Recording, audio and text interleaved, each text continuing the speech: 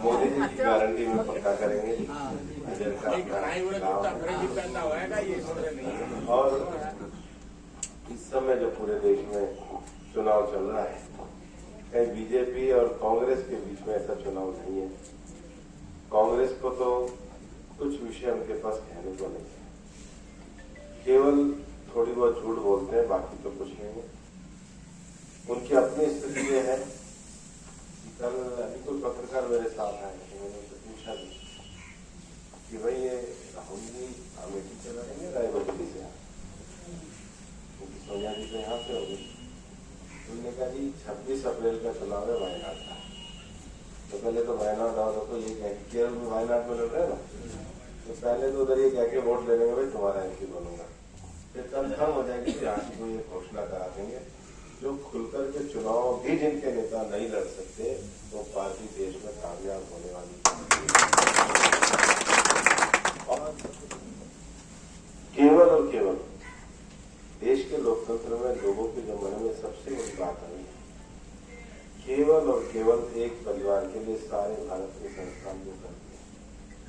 आजादी के बाद कुल मिला के 4 या 5 लोगों को भारत रत्न मिले जब तक कांग्रेस राज में, क्योंकि जो भारत रत्न दिए वो अपने ही परिवार में रखी। तो कांग्रेस गई, उसके बाद बाबा साहब को भारत रत्न मिला और आज भी चौधरी चरण सिंह और कर्पूरी ठाकुर को भारत रत्न मिला। बहुत बड़ी बात। तो भारतीय जनता पार्टी ने नरेंद्र मोदी जी के कारण ये है कि लंबे समय तक देश में 1857 की लड़ाई जिन्होंने लड़ी, देश में हमारे देश में जो अंडमान निकोबार पे 1000 जो टापू होते हैं उनके नाम भी ऐसे थे किसी को समझ में नहीं आते थे। पहली बार नरेंद्र मोदी जी की सरकार ने भारत की सेना में शहीद हुए सैनिकों के नाम पे हमारे सारे टापुओं के नाम रखे हैं। ये देश का नरेंद्र मोदी जिंदाबाद नहीं महंगी भंडारे होता है। ये इसलिए भी जज्बा है कि उनकी सोच जो है मोदी जी की वो बहुत सारे नए विषयों को लेकर के सोचती है। हमारी भाषा, हमारी खेती, ये सारे विषय मोदी जी के नजदीक के विषय। नरेंद्र मोदी प्लीज कौन बज रहा है किसी का उठा लो।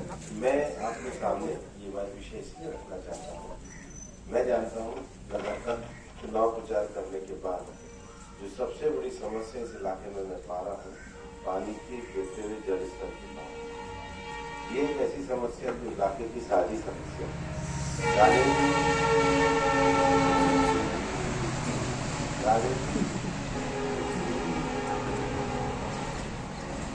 पंचायत की हो तो अपने प्रायिक करना, एक दूसरे की लड़की ने राजनीति की सकते। राजनीति अगर विधानसभा की भी हो तो सड़क और अपनी इसकी योजना की जा सकती, लेकिन राजनीति जब लोकसभा की, चुनाव लोकसभा का हो तो मुद्दे या तो राष्ट्रीय होंगे या मुद्दे इलाके की साझी समस्या के। राष्ट्रीय का अर्थ यह है कि जब लोकसभा का चुनाव होगा, कोई भी भारत सरकार बनेगी तो सबसे पहले तो लोग यही कहेंगे कि भारत सरकार क्या करे, देश की सीमाओं की सुरक्षा करे। राजस्थान तो सीमाओं की सुरक्षा नहीं करती, हरियाणा तो नहीं करती, भारत की आर्मी, भारत की सुरक्षा तो भारत सरकार ही करती है। मोदी जी के राज में सीमाएं सुरक्षित नहीं हुई। मोदी जी के राज में अगर यूक्रेन में हमारे मेडिकल के बच्चे फंसे, इराक में हमारी नर्स फंसी, अभी कतर में हमारे नौसेना के पूर्व सैनिक फंसे, उनको लाने का काम किया तो ये धारणा बदली है केवल भारत की सीमा सुरक्षित नहीं है, दुनिया में रहने वाला हर भारतीय सुरक्षित है। दूसरा विषय है, कोई भी सरकार है, भारत सरकार है तो दुनिया से संबंध रखेगी। दुनिया में इस समय हमारे नेता को, नरेंद्र मोदी को जितना बड़ा सम्मान मिलता है उतना दुनिया में किसी नेता को नहीं मिलता। और हमारी अर्थव्यवस्था का आकार भी बढ़ा है। तीसरा है आंतरिक शांति व्यवस्था है, 370 समाप्त करने से लेके नए कानूनों को लाने के बहुत काम सरकार ने किया। चौथा है देश का बजट ऐसा हो कि हर आदमी के काम पे आए। हमारे इलाके की जो समस्या और बजट को मैं सांसद के रूप में देखना चाहता हूँ, तो मेरा ये मानना है कि जो पानी को लेकर के जो ERCP का जो 45 40,000 करोड़ का जो बजट बना है, यमुना का जो बजट बना है, भाई मंजीत भी कह रहे थे कि वे 1.5 वोट है। तो हम पूरा बात करके डीपीआर में बात करके वो पानी का कुछ नहरी क्षेत्र में ऐसा आए जिससे हमारे इलाके का भी गिरते हुए वाटर टेबल पे हम नियंत्रण कर सकते। ये एक ऐसी समस्या है हमारी साझी समस्या, ये गांव और आपस की राजनीति से ऊपर उठना है। मैं कांग्रेस वालों को कहता हूँ, भाई गाली गलौज कम करो, अपनी योजना बताओ, करवा सकते हो या नहीं करवा सकते हो, करवाने की प्लानिंग है या नहीं है, डीपीआर पड़ी है या नहीं पड़ी है। देखिए लोकसभा का चुनाव, मैं आपको ये विश्वास भी दिलाना चाहता हूँ, केंद्र के बजट से अपने अलवर के लिए जो बेहतर से बेहतर होगा ला करके